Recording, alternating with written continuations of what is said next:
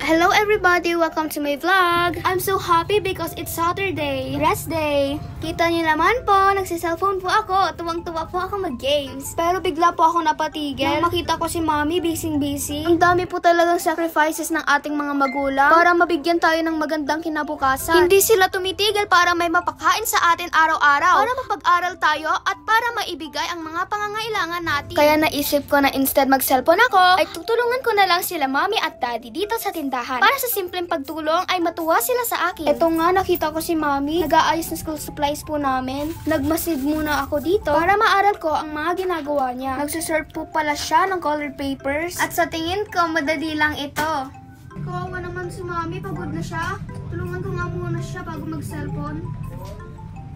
Madali lang po pala ang ginagawa ni mommy. Magbibilang po ako ng 10 pieces na assorted colored papers. Then, ilalagay ko na po sa plastic.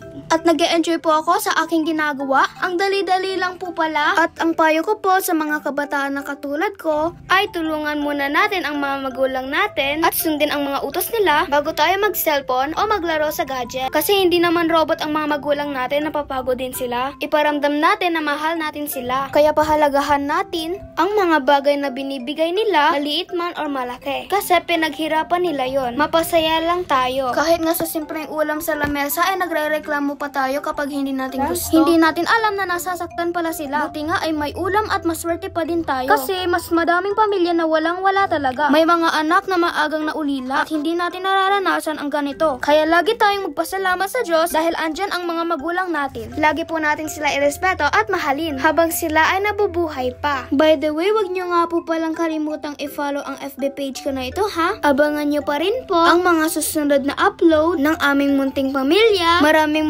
salamat po sa panonood at pakikinig. Yun lamang po. God bless you. Bye!